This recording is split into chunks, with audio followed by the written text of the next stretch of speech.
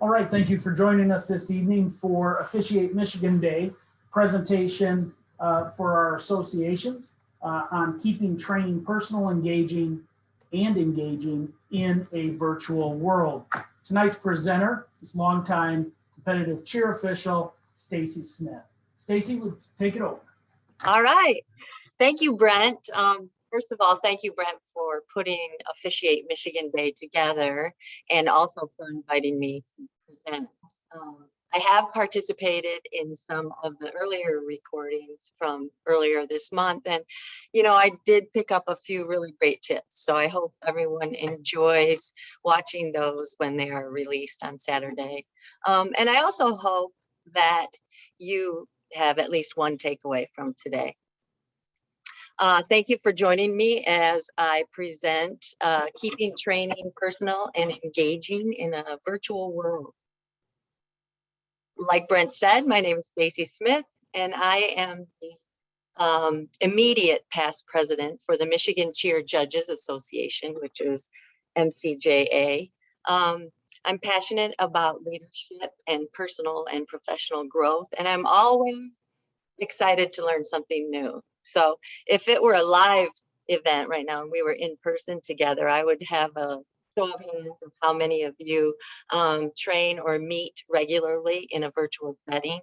And I think instead, Brent, you are going to switch over and show a QR code. If he's still with us, there it is. If you would like to click on this QR code, it will take you to a survey and you can share what your organization does when it comes to virtual training, communication, and meetings. Also, when this is recorded, you'll be able to use that QR code there too. So also place the link directly to the survey in the chat room for those of you who may be on your phone. Fantastic. Thank you, Brent, for also doing that in the chat. I'm really interested to hear from you guys what your organization does. Additionally, my contact information will be listed at the end, so you can also reach out that way. Or if you just want to put the information in the chat, that's good too. So thank you. All right, I'm gonna take it back. Everybody good with that?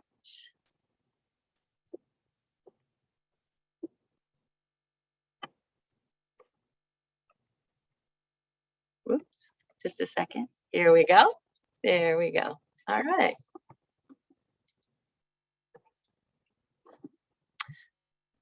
Well, first of all, we will not only look at what MCJA did as an association, but we'll also plunge into how and why we deployed our virtual trainings and why we will continue to do so. For a long time, MCJA has continued to ask these questions of ourselves. Let's see, how can we train more people in a more efficient way, an effective way? How can the information be presented in timely and with fidelity? How can we utilize the knowledge we've collected in our research and also in like our day jobs and our careers? And can learning actually happen virtually while being effective and with depth?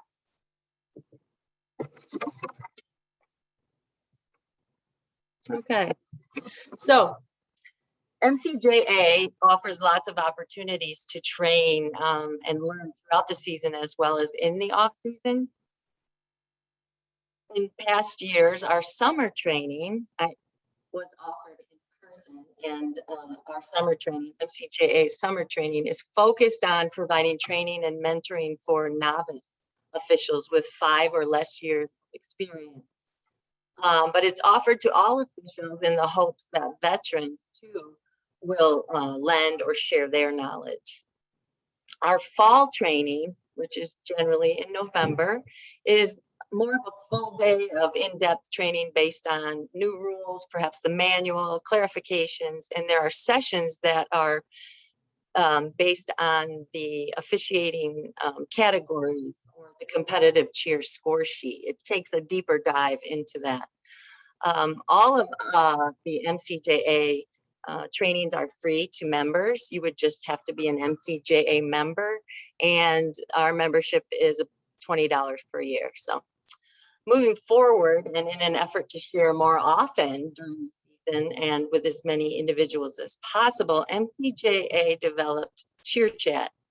Cheer Chat are weekly chats that are an hour or less. They're virtual style webinars, and we provide those throughout the season. Years ago, MCJA took an honest poll valuing the feedback from our membership and looked at how training could be better.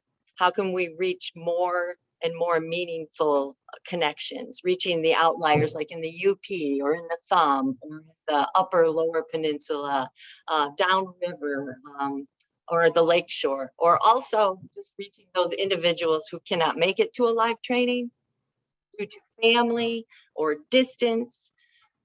We finally did implement and continue to do so today, something called virtual cheer chat. So back in the day in 2015, MCJA used to do these sessions called breakout meetings one time during the season. And we did those in different regions around the state. And each MCJA board member would host a meeting, and we would host them in restaurants, individual homes, perhaps at a school. But they started to become not well attended. So MCJA asked, how can we reach more officials in a more meaningful way? We had often used a platform called GoToMeeting. It's somewhat like Zoom, but a little, you have to download some things to use it. And we had used that for our online board meetings during the month of December, because as we know, December, it's tough to find a suitable day or time to meet. And we also would use GoToMeeting in our every in-person board meetings, and we would just have that open so that if you were not able to make it, they could still share in the process. So this led us to develop an online during the season chat called Safety Sunday. We did that one time that year, and it was specific rules that had some gray area or were of concern, or questions from officials that might have needed further clarification from MHSAA.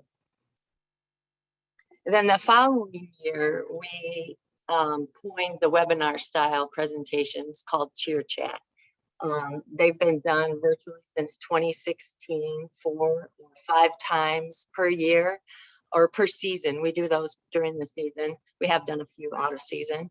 And the focus is mainly MHSAA updates, new rules from the new manual, middle school officiating, because for cheer, middle school does have some exceptions or differences when you middle school, hot topics, and professionalism. We cover professionalism a lot.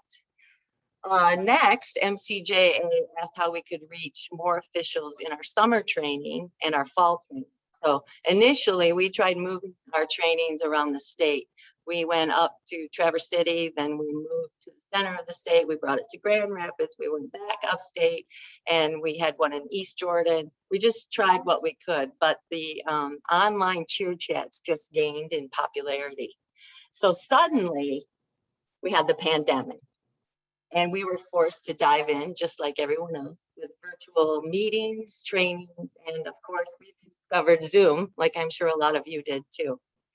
We started with our summer training last August 2020. Each session was separated into positions. So in competitive cheer, we have the safety official and a panel official. And so we did a 3-hour training for safety and a 3-hour training for panel. All of that was crammed into one day, and it was kind of long. We didn't take breaks and things like that. Of course, we've learned since then. And we used our manual as a guide and just kind of followed along and did some virtual training that way. But we did get some positive feedback from our members, and we determined that we wanted to continue training. And so we decided to do it with our fall training, but asked ourselves, how can we do it better? How can we tie our fall training to more cohesive, collaborative, full training with rigor, with celebration and learning, and all keeping it virtual. So we tapped into the strengths of our team, which is the MCJA board. And we viewed other trainings online from other sports or other associations.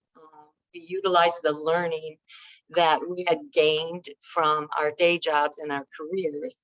We did research, we trained ourselves, and we practiced together and collaborated some more and trained some more. So moving on. Some of the details pertaining to our first virtual fall training. The day before the big fall training, we sent a link to all who had registered. We asked our members to register, even though it was a virtual training, we asked them to register ahead of time. And we had over 100 officials register. So we emailed them a link to a page on our MCJA website. And it had all of the links for each session. We offered some sessions that were general for all officials, and they were offered only at the same time, one time slot during that day. And they were webinar style sessions for the good of all. Then we offered several breakout sessions simultaneously that were position specific or score sheet specific. And that was more of that intimate, interactive, regular Zoom style training. So an attendee to our fall training could choose which breakout session they wanted to attend and use the coordinating link to access it. We also planned and had a help desk. We had one of our board members man our email account just in case someone had trouble finding the links or trouble logging in. And then our board kept in contact all day long with a group text in case there were struggles. So if someone couldn't get into their Zoom account, we did have 4 Zoom accounts going that day, or if they couldn't get their PowerPoint to work, so we could help each other throughout the day. And then we just dove right in. We just started like we had done a lot in our in-person fall trainings. We had a keynote speaker, and we invited Kathy Westorp, MHSAA Assistant Director, to speak. And I'm going to tell you what, she was just outstanding and so inspiring. And fortunately for us, she really set the tone for the day and the training. And she also set the tone for the whole season for us as competitive cheer officials. Her presentation, Turning Challenges into Opportunities, was just what we needed to hear during that time when we were having ups and downs, just like you were in our sports seasons all last fall and last winter. Additionally, we wanted to engage the voice of officials from around the state. So we tapped into some of the best and brightest officials that we felt had something useful to share for the good of all. And we continued the tradition of official of the year. So at our fall training every year, we award official of the year. So beforehand, we confirmed that our recipient was going to be attending our training, our virtual training, and we solicited the use of her daughter to help us make it successful. And then we provided some slides that were dedicated just to her, and we definitely surprised her. We put her on the spot and she spoke a few words, and then we sent her plaque and her flowers to her later that next week. But everyone, I think, felt it was still personal and special. And for our general membership meeting is a meeting that we do at our fall training. Put pictures of the MCJA board up on the screen, and then each board member would still come on and they would present their specific piece of the meeting. So whether it was the treasurer and the financials, the membership, mentoring, and so on.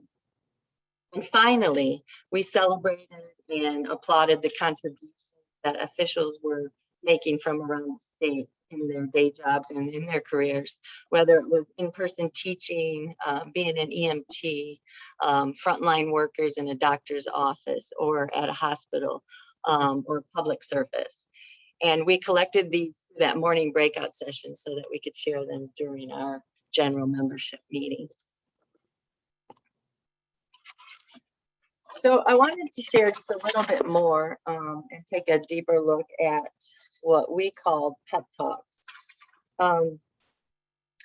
and how we tapped into what we felt were some of the brightest and best, in our opinion, officials from around the state of Michigan. And we called this Pep Talks. We feel like that was one of our most innovative ideas that we've had when it comes to training so far. If you've ever been to a conference where they do TED Talks, someone will come up onto the stage or in a room and give a 10-minute presentation. It's in that same unique objective.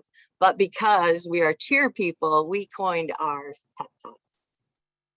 And in past years for our in-person live trainings, we had invited some of our officials from the local or regional associations to come and be part of roundtable discussions, just in an effort to be collaborative in our spirit. But this time the MCJA board selected a few officials that we knew had something to share and to hear their voice. So we had an AD's perspective. We had dress code, you make the call, winter traveling, professionalism, stand on your score, and sportsmanship, and so on and so on. And then we presented this in a webinar style. So each presenter was given the opportunity to send in 1 to 4 slides for their 5-minute presentation. And then we put it all together and we made an itinerary and a schedule of who would go when. And when it was their turn, they would be pulled up onto the screen to present their slides. And then you could either see their face like you see mine now, or they could just present with their voice, whatever they felt comfortable in. And after they were done, then we would bring up the next presenter and put them back to attendee. And like I said, they had up to 5 minutes to do their presentation. But MCJA really received some of our most outstanding, wonderful feedback for this session. And we are confident that we'll continue to offer this in the future, even when we are doing our in-person trainings. So this is Julie Brown. Julie Brown is the president-elect for MCJA. She has been an official for 24 years. She has coached for over 20 years here and there, and she's one of my good friends.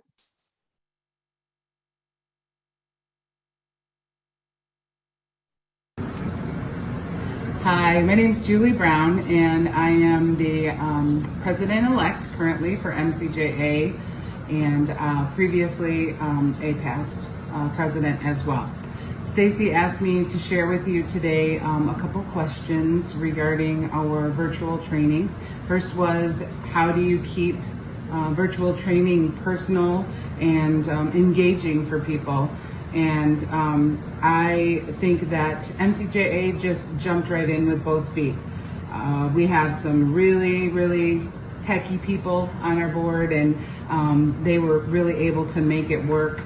We had been toying with the idea for a while, just doing things here and there virtually, but not our full training. And once the pandemic hit, I think we just had to go for it, as did everyone else. And it forced us to go hard and fast, and that's what we did, and it was amazing. We have gotten feedback from that from all of our attendees, and they say that it was one of the best trainings that they had ever been to. So kudos to those. I am not one of those techie people, so I just had to catch on as we went, but kudos to those who made that happen, that were on our board. She also asked, what did we learn? We learned that we could do it. We learned that we could do virtual. We learned that many people would be able to attend who otherwise wouldn't if they couldn't drive to a certain location, or weren't available that day. Some people took their phone or whatever it may be to their kid's event and watched, while their kid wasn't performing for instance, and so they were able to listen here and there from their mobile device when they wouldn't have been able to attend in person at all. So that was helpful, and we learned that they really did love it, like I mentioned before. As to what we would change, that was the third question. What would we change? And I really can't come up with anything that we would change. It was really just very successful, and I believe that even if we do offer it in person, we will also offer it virtually probably from here on out. So thanks for your time and have a great one. Thank you, Julie.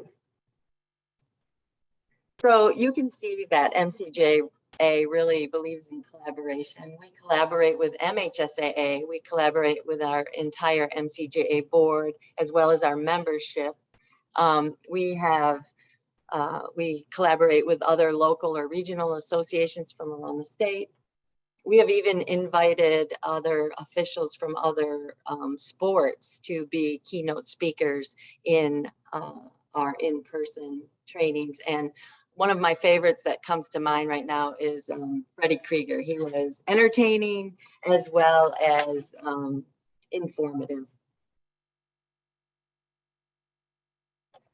So tips and tricks. These really aren't tips and tricks. These would be more of a steering mechanism that we use as we were planning and developing our online trainings. Just like when you're in person during virtual training, we asked our board to wear their MCJA training shirts. So it's just like the one I'm wearing right now.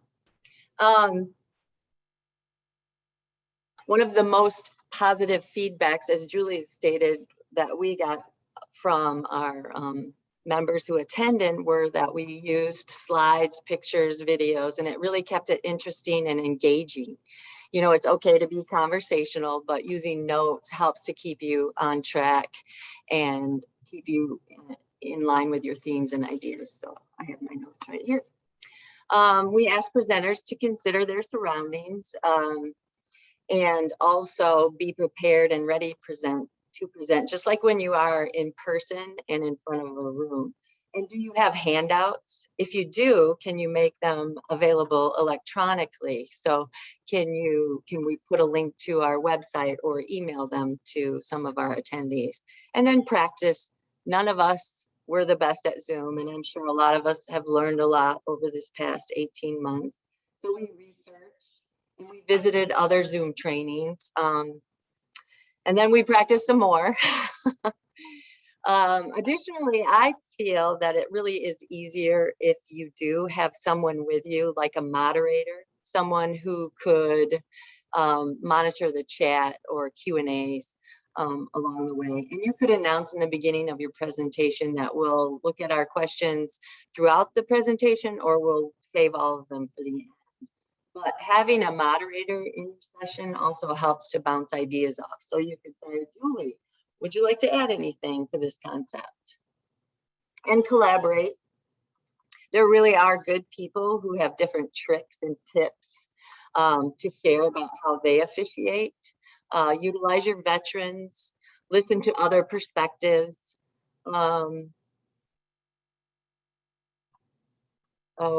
Tap into the membership and ask what they want when it comes to training. And P.S., don't forget to record. Sometimes that happens. After all of our chats and our trainings, we make the links available. So all officials who are registered for training, summer and fall training, even if they were unable to attend, receive the training links. And our chats, we make those available on our website. And then these can be watched later when they have time to dedicate to it, or if they need just a quick reference. And we found that these archived recordings were really valuable, especially this last season. Let's see, we used them for mentoring to some of our archived recordings from last season, and those for mentoring proved to be invaluable. So in the end, also, MCJA always sends a survey monkey link asking for feedback. But in one of the earlier presentations earlier this month, I did learn that SurveyMonkey costs money, and you can use Google Forms and get really good analytics and feedback, and it's free. So I did pick that tip up, and we will be using that in the future. But some of our in-person trainings, we have used paper and pencil surveys. We also have provided a QR code like Brent just did, you know, like you do now when you go to a restaurant and you get the menu. So this feedback really helps us as we plan our future trainings. It helps affirm, it helps guide us. So maybe we tried something new and it was really successful, or maybe it was a flop. We always use our feedback. So next up, I'm going to introduce you to Cindy Taiso. Cindy Taiso is our current MCJA president. She's had 20 plus years coaching and 28 years of officiating. And I just handed off the presidency to Cindy last month. So here is Cindy Taiso. How did I feel about the training and keeping people engaged? Even though it wasn't face-to-face, you have your comment section that you can answer questions. You do have an open dialogue at the end of the presentation where we have really good conversation regarding the training and good questions, good opinions, and it felt like we were face-to-face, even though we weren't. What did we learn? We learned that it isn't as hard as we thought it was going to be. We also learned that it does take a team to put this together. You have to have your presenter. You have to have a moderator who will monitor the question box and help to answer some of the questions, and also to keep time. But the most important person, I thought, was the person that was helping with the slideshow or your presentation, your PowerPoint. And if there were any questions that needed to be answered or video that needed to be gathered to help further explain your training, that person was able to get that off the website and put it onto your PowerPoint presentation and then have the conversation. So that was it. Thanks. Bye. Thank you, Cindy. So what could your chat look like? What is a weekly chat? You could use a catchy title like something that would draw people in to attend. So they would say maybe, that sounds interesting, and they wouldn't think it would sounded boring or dull. It's just basic training. You could say fouls and fundamentals or valuable visuals. Really tap into your marketing. So wrestling wrongs and rights or something like that. These could be observations using scenarios and video. Dissecting perhaps the rule book as to why something was right and legal, or why something was wrong, it was an out, a foul, or illegal. And maybe during the chat, it's discovered that the rule book does not cover a specific scenario exactly and needs clarification from MHSAA. Or maybe the rule book validates and states why you made the correct call. Or maybe the dialogue could help understand the spirit or the intent of a rule. So sometimes definitions of terms are needed too, and keeping track of these and making a running list for creating future manuals and updates for a task force. That's a good place to do that.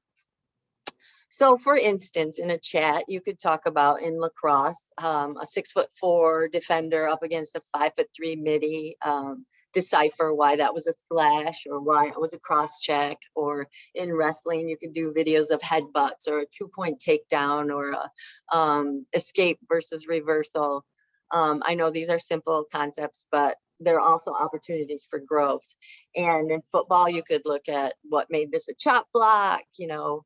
You can look at definitions and page numbers in your rule books, why it's a hold or why it's not a hold. But I think in the stands as a parent, it's always a hold, right? For softball, you know, you could say, why did the coach go to the third base ump for validation? But one of the greatest things is the luxury of video. You can show it over and over again. You can slow it down, go slow-mo, show it several times for clarity. So additionally, MCJA does do 1 or 2 cheer chats where we send out a survey monkey.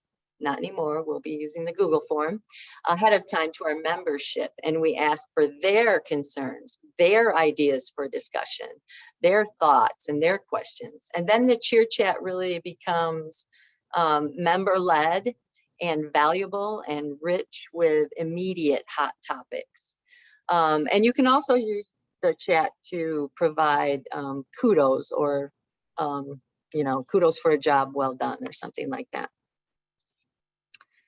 Mentoring. Mentoring is such a huge part of officiating. We are all looking for good officials. We're looking to train them and to retain them.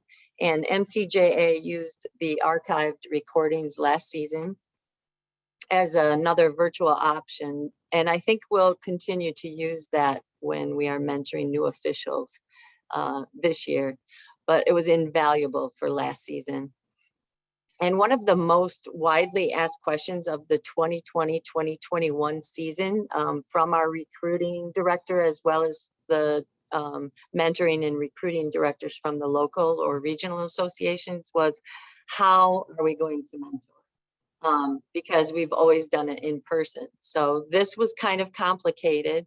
We did end up doing lots virtually using our archived videos.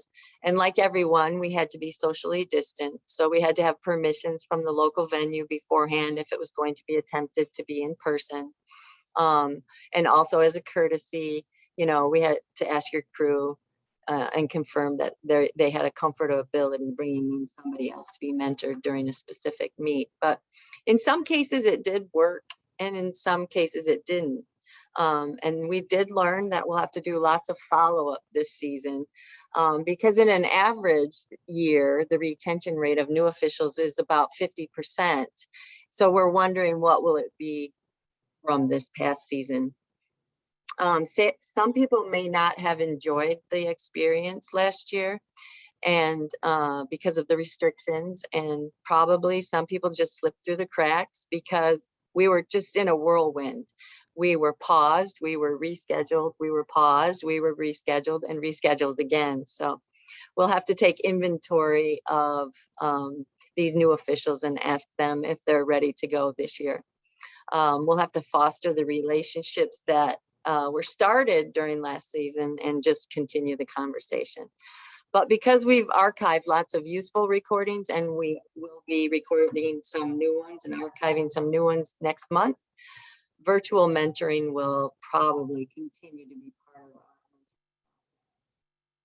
our. Also, getting the right people to mentor is sometimes complex, and we have started to have discussion about honoring our mentors because they share their legacy and their time and their knowledge.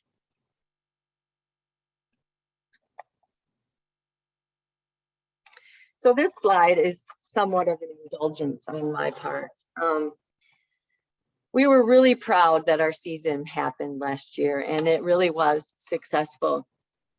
During our live virtual training in the fall, I mentioned it earlier, we collected the names and positions and careers of the membership. We collected what they were providing outside of officiating. And then we made a wall, kind of a wall, if you will, with these as we applauded and recognized their achievements during the pandemic. And in the end of the season, we all needed to celebrate and provide kudos to commitment, fortitude, success, well done by turning our challenges into opportunities. So MCJA usually does one of our cheer chats that are near the end of the season. We call it a pep rally. However, this season, we just sent in photos and we made a video, which is a culmination of the season, but it's not the long version. I shortened it for you, but I just wanted to share.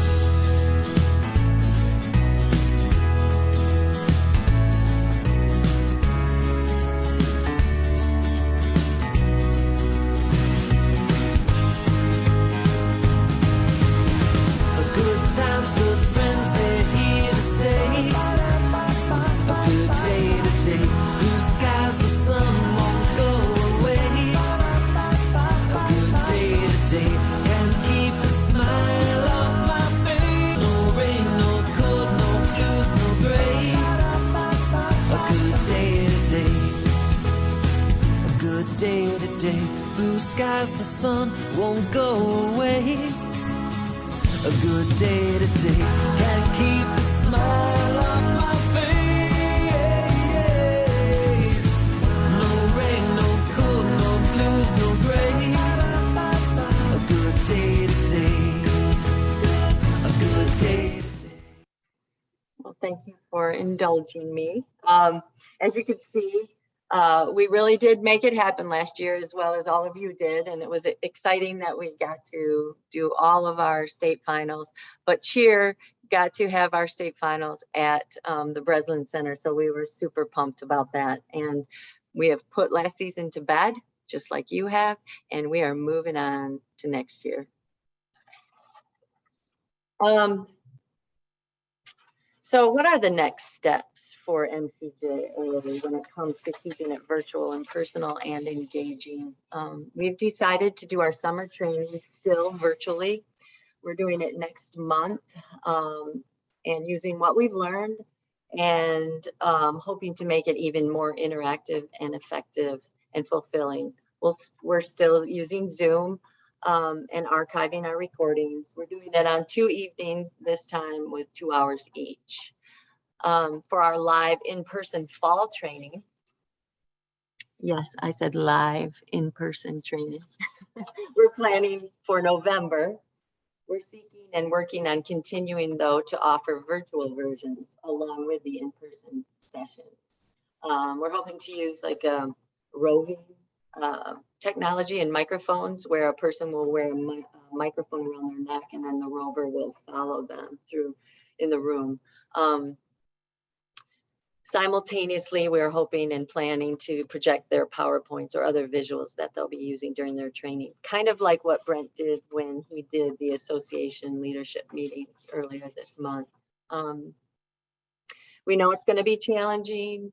We know we have limited resources, but we are determined to make it happen for the officials who would have to travel more than 3 hours away from our central location, which will be in Lansing this year, or just not able to attend because we have busy lives and families and careers and children and other sports.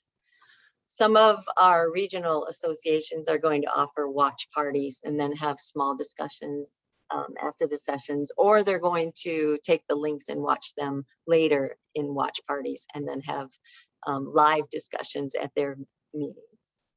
But MCJA promises to use feedback as we have in the past and continue to do to lead our future trainings and using the ideas and the concerns and the wants from our membership. And we will continue to find the best voices from the officiating ranks from around the state to share thoughts and tips. So this slide is kind of a reiteration of our next steps, but these are 3 of our top priorities. One thing I did forget to mention is MCJA has a blog on our website, and we ask individuals, they're not necessarily just board members, they're just individuals from around the state of officials, to provide articles on varying topics. Or we've had a new board member and they will provide photos and information about who they are, or meet the president, things like that. And I think our MCJA mentoring recruiting director, Jane Plastead, is currently working on or writing a blog to honor our mentors.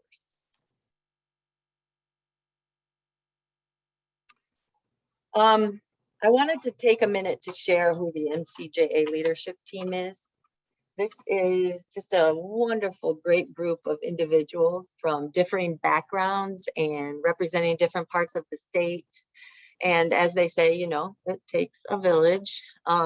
We are in constant contact with each other. We share concerns, thoughts, ideas continually throughout the year, as well as during the season. We all have roles and we all have strengths, and each of us does our part to help make MCJA a success. Candy Cox, she did not have a video on this presentation, but she's our executive director and she's our liaison to MCJA. So if something over the weekend happens, or there's a question about a stunt or something, or a rule, She's in contact on Monday morning, either via email or on the phone with MHSA. So there it is in a nutshell. Thanks for your time today. I hope that you do take some time and share what your organization does for virtual trainings, meetings, and communication. You know, it's always valuable to learn from each other as to how you guys are making it happen and keeping it personal and engaging.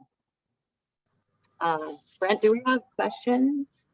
Yeah, thank you, Stacey. If anybody has any questions or would like to make some comments, you can open up your mic and comment.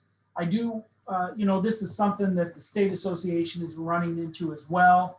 The idea of balancing the benefits of in-person meetings and trainings, and also the convenience of trainings and meetings online and through a virtual means. So we're trying to balance that as well. We want things to be convenient, but we know just through experience that it is much more effective overall when we are in person. So we are taking ideas from these types of presentations and also from you as well. So if any of you have any suggestions, we're certainly open to them.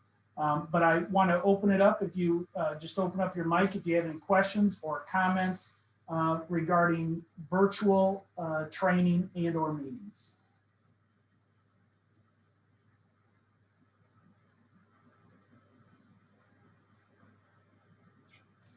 It looks like Okay. one of the comments was that they were having trouble with my mic. It was breaking up a little bit. So I apologize for that, guys. I hope you were still able to glean some thoughts and ideas from this. Yeah, there was a few times I think that you were kind of maybe moving back or forth or something and it just wasn't picking up. But I hope that you were able to take some things away from this and how you will apply it to your future trainings and meetings. Out of curiosity, if anybody's on here that would like to speak to, is anybody taking up the mantle of auxiliary memberships where they are going to utilize the virtual meeting option? Well, I know our organization will continue to do the virtual option in our meetings and offer to anyone who would like to attend. We'll continue to do a virtual portion of any in-person session. And we'll also provide the recording links afterwards. Yeah, well, so I can speak to one thing that we found out, and Julie McKenna has put in the box that she's going to do it. The Jackson Area Officials Association seems like they're going to do it as well. We will be posting those auxiliary memberships, those associations that will be offering that on our website. But the one of the big benefits of this is that folks that are in regions of the state where they don't have access to associations locally, we want to provide them with some training. And I've mentioned this before, but our goal is that we get enough in each sport that we can start to require it, even from those areas as a waiver. So if someone wants to have a waiver for a particular member in good standing status, that they would have to be a member of one of these associations. So that's good for everybody. It benefits the association because they get new people and new folks, new members. And certainly, most importantly, it benefits those who don't have access to that type of training and meetings. Brent, this is Tim St. I'm in Flint, and I'm the softball director. I'm heavily involved in our church, so I've used our church because the schools were all closed up, and you know our church put a lot of money into a lot of things. Stacey's presentations kind of helped me think outside of the box a little bit. We have a lot of guys that go to Florida for the winter, you know, and for softball they don't get back. Our meetings are in February, end of February, beginning of March, and the hope is to be able to maybe broadcast at least our meetings to those guys that can't get there using Zoom, and you know maybe try try and use a composite of live and Zoom both. So those guys that are in Florida, because we have some guys that go down there and they umpire during the winter. They're retired and they go down there and they umpire college ball or whatever it is during the winter, and they can't get to the meetings.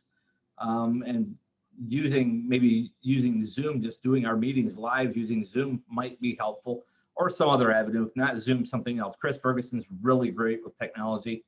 So that's my hope, is to be able to get our meetings, somehow broadcast out there live to those guys that can't get to them, from out of state or whatever.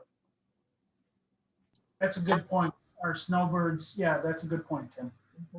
Yeah, hey Brent, it's Steve Metzer. Our baseball association has had to obviously pivot to online meetings this past spring for our baseball. And while it's certainly not a substitute for in-person, I think there's certainly some benefit long-term for many sports to using a combination of both in-person and virtual. Much as some of the benefits that Stacey pointed out and was just pointed out for the softball, which also pertains to baseball. We have very good officials in outstate areas that don't have access to training, associations that don't have trainers that feel confident in doing some of the more advanced training to elevate those officials to get to the postseason play. Also the ability to do things that are more simple, like rules knowledge and going over points of emphasis, can easily be done virtually, whereas some of the more difficult things with mechanics and angles and whatnot that you almost have to do in person or with video. So that's why I think the fact that most people have already pivoted to doing a lot of online training and a lot of online meetings, either personally or professionally, makes it a really good transition, and kind of hoping that MHSA is seeing this also as an opportunity to provide some continuity and consistency from association to association with some of the mechanics and rule interpretations that we all run into when we deal with different areas of the state, and how officials officiate or use different mechanics in other parts of the state. Yeah, that's a great point, Steve. And I think that we are all learning that we've been able to adapt and adjust, and that there are some silver linings with this new technology that we were kind of forced to use with the incredible volumes of video. Just in, for instance, our Federation network streaming gobs and gobs of our games over this last year. The numbers increased tremendously. We have access to video that we wouldn't have had in the past, and we should be able to use that for training of our officials. And so we're looking for ways to do that.